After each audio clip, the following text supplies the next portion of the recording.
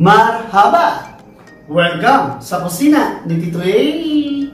Mga kakusina, seafood tayo ngayon. Ang gagamitin natin, shrimp.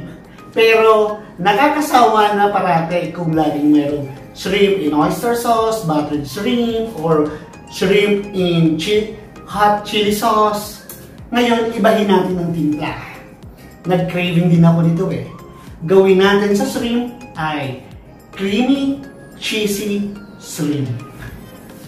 Yes, you heard it right. Creamy ang ating sauce sa hipon natin ngayon.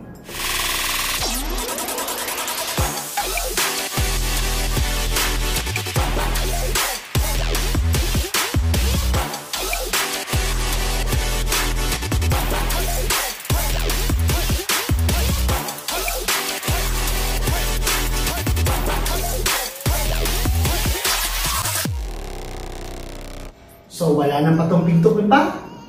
Let's start cooking! Habang pinapainit natin ang ating pan, syempre, maglagay na tayo ng konting cooking oil. Bakit konti lang? Syempre, para lang tumulong sa atin upang ang ating butter ay hindi masunog. So, gagamit tayo ng around 2 tablespoons of butter. Ito mga kakusina, habang natutunaw na ang ating butter, we will add our garlic. Ayan. Actually mga kakusina, ito ang isa sa pinakamadaling lutuin sa shrimp. Less than 20 minutes, luto na ang ating mga kakusina. Habang sinusutay natin ang ating garlic sa butter, so let's add black pepper, and then of course kung may black pepper, meron din tayong salt. Next natin dito, para maging creamy ang ating shrimp, I will add 1 cup of mayonnaise. Yes, meron tayong mayo. Ayan. Woo. We can add now our shrimp. This shrimp is around 450 grams ang ginamit ni Tito A.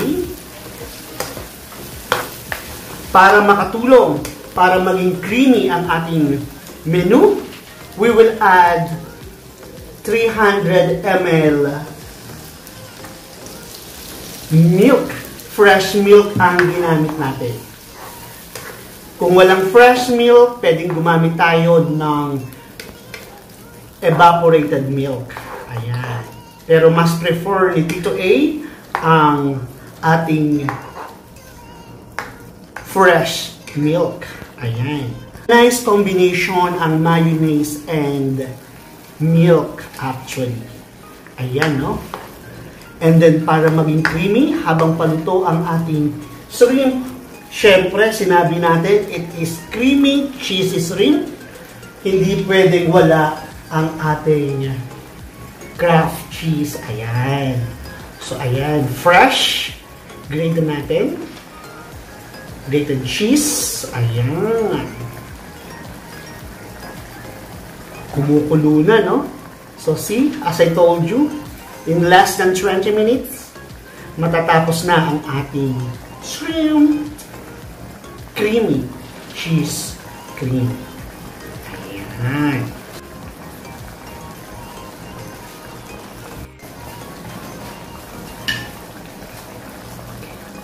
Ito mga kakusina, napakadali, di ba?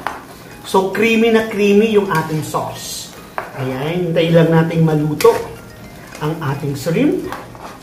At ito na, ang creamy, cheesy shrimp recipe ni kusina ni Tito A. Ayan, no? And then, of course, we can add a half teaspoon of salt and pepper.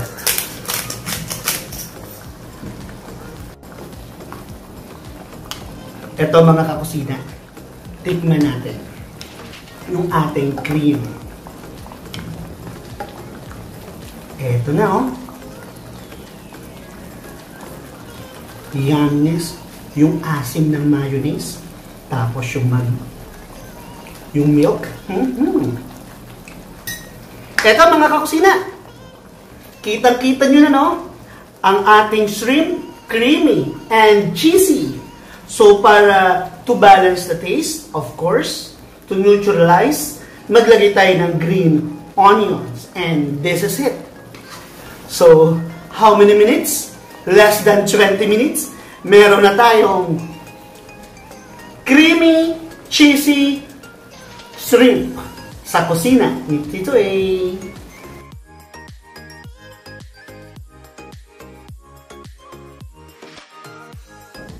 So, we are done, mga kakusina.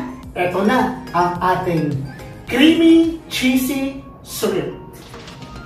Tikiman time. Ito, mga kakusina, isalin na natin ang ating creamy, cheesy shrimp. Ayan, no? Habang mainit-init pa. Naku po, Ruby. Kasarap amoy pa lang. So, shout out sa ating mga viewers dyan. Ang ating regular viewers ng Ang Kusina ng Tito A. Eto, simple lang, no? In less than 20 minutes, meron na tayong masarap, yummy na recipe. Ang creamy, cheesy shrimp. Maiba naman, di ba? Ito na, no? Woo! Kung makita nyo lang, kung matikman nyo lang, ito na. Ayan. Garnishan lang din natin ng green onions. Ayan, spring onions. Para naman maging colorful, no? So yummy! Ito na. Tikiman time! Mga kakusina! Tikiman time with our kitchen buddy. Let's taste it! Ang creamy, cheesy shrimp ni Tito A. Mga kakusina, si Tito A lang ang titikim sapagkat on diet ang ating kitchen buddy. Gabi na, so hindi na siya titikim. Anyway, si Tito A na lang ang titikim ng masarap na recipe. Heto na. Let's start! Tasting, natatakam ako.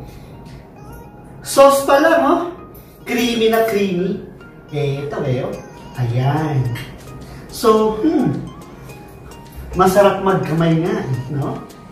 So, ang ating shrimp. Ayan. Ma-challenge tayo. Ito, mga kakusina, oh. Ayan, nabalata na. Ang sarap. Ang shrimp natin, oh. Ito, mga kakusina, oh. Ang sarap niya. Saka kita nyo, mabilis natin niluto, di ba? So, hindi overcook ang ating shrimp. Ang sarap, mga kakusina. At saka, napansin ko, dahil, di ba, madali lang natin niluto. Yung shell ng shrimp, hindi siya nakadikit sa balat or sa meat. Kaya, madali rin kainan.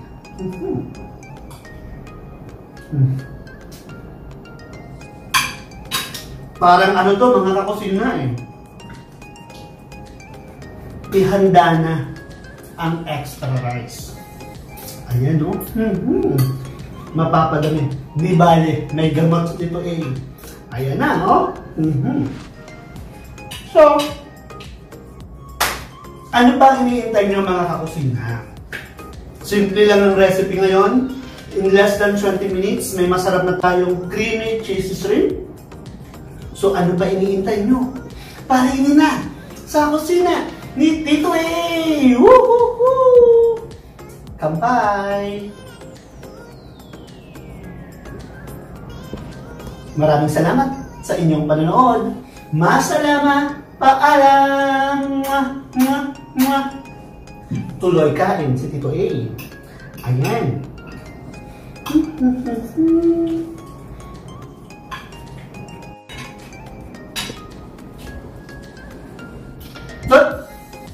Andyan pa pala kayo. Sorry po.